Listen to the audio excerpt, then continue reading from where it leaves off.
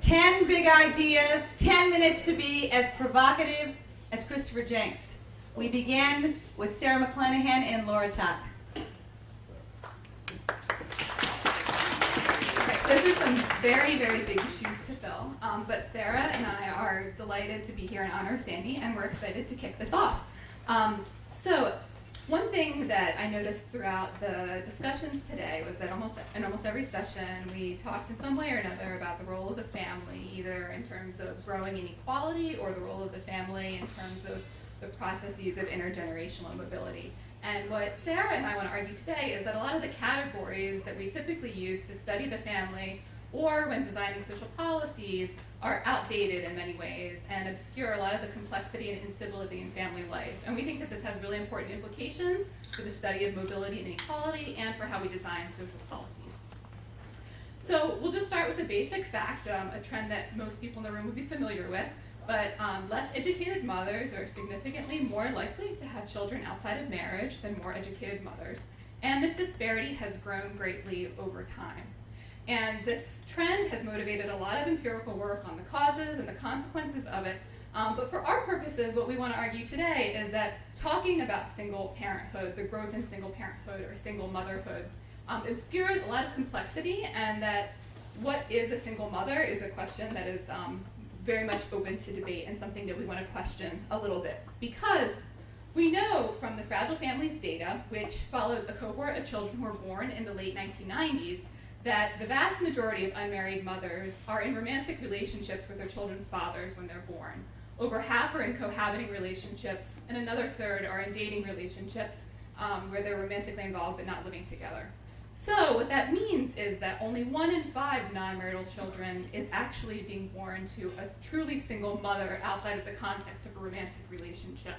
And the vast majority, 4 out of 5, are being born in the context of romantic relationships involving 2 parents, what has come to be called, Sara has coined and others have followed, fragile families. Oh, there you are. They're moved, okay. I was looking for you, okay. So these fragile families definitely live up to their name and their title because they're very unstable.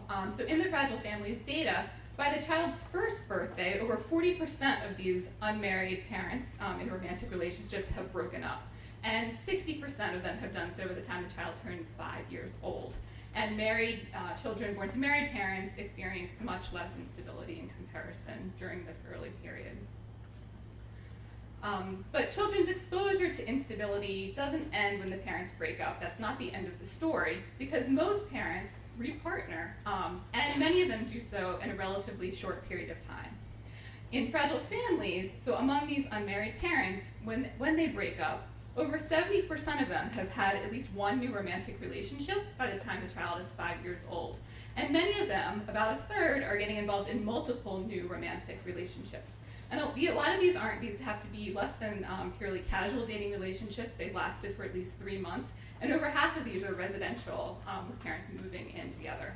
In comparison, among children born to married parents, over 80% have experienced no type of instability whatsoever by their 5th birthday. So there's a big difference there. So what this means from the perspective of children born to unmarried parents is that they have a cast of both biological and social or stepfathers rotating in and out of their households and out of their lives during the early periods of their lives. And you can think of social or stepfathers as one indicator of exposure to what we think of as family complexity, or things outside of the traditional nuclear biological family. And it doesn't just end with these social or stepfathers, because a lot of these new romantic relationships, in short order, produce additional children. And so this enters half-siblings into the lives of these focal children. And if the new partners have had children from prior relationships, which many do, that adds step-siblings into the mix as well. So you can kind of think of this as the modern-day Brady Bunch. But while the Brady Bunch was somewhat of a rare novelty even at that time period, the types of complex sibling dynamics that I just described are actually quite common in these fragile families. And in fact, in the Fragile Families study, which is an urban birth cohort, you can see that having a half-sibling is actually the modal experience for children born to unmarried parents by the time they're 5 years old. 60% of them have a half-sibling by the time they're 5, and many of them have more than one half-sibling. So if you combine these experiences experiences of instability and complexity from the child's perspective, we want to just make 2 points. The first is that the vast majority of these fragile children born in fragile families, over 3/4 of them, are experiencing instability and complexity just within the first 5 years of their life. There is about 1/5 of all these children who do experience a stable 2-parent family with no complexity, what we often traditionally would think of as a 2-parent family, although that may or may not be in the context of marriage. But what is kind of the smallest group and is extremely uncommon is this stable single mother family. So only 4% of all these children from the time they're born to the time they're 5 live with just their mother and nobody else, no other romantic partners, no children from prior or current relationships. So there are actually very few single mother families in the way that we often think about them.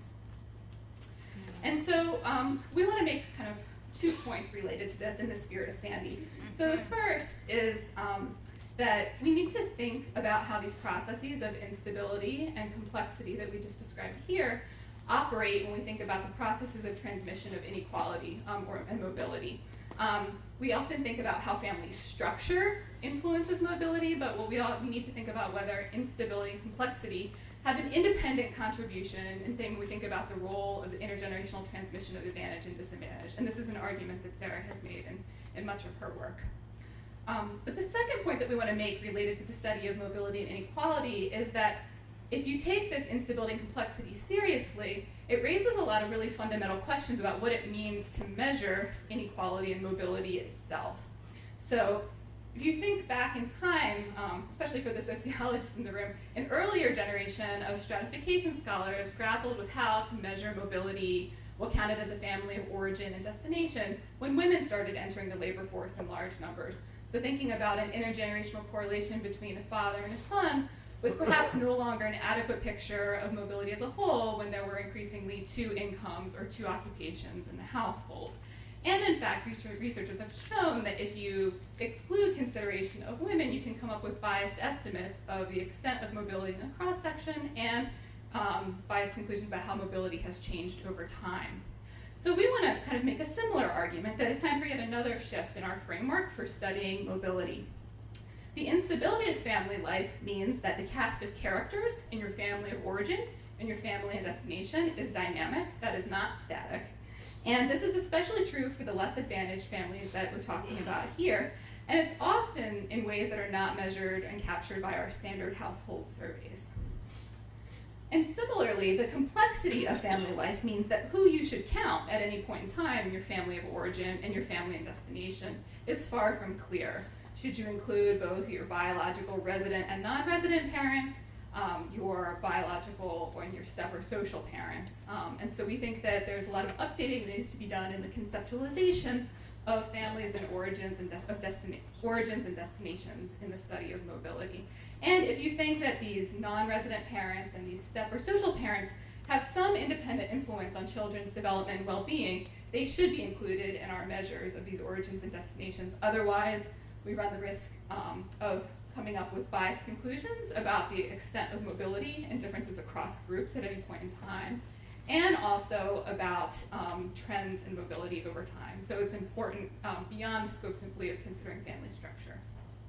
And so to conclude, we also just want to make a link to social policy and say that our policy and programs need to be updated to account for these family complexity issues as well.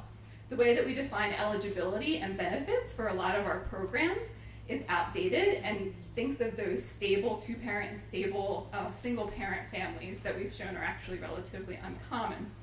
So things such as residency tests and the earned income tax credit, how multi-partner fertility is considered in the calculation of child support orders, or how much in food stamps non-resident and resident parents get, are all areas in which complex and unstable families are systematically disadvantaged in our policymaking process. And so we argue that these and other types of programs and supports for parents in our social assistance and our social insurance programs need to be updated so that they can accommodate rather than undermine these unstable and complex families.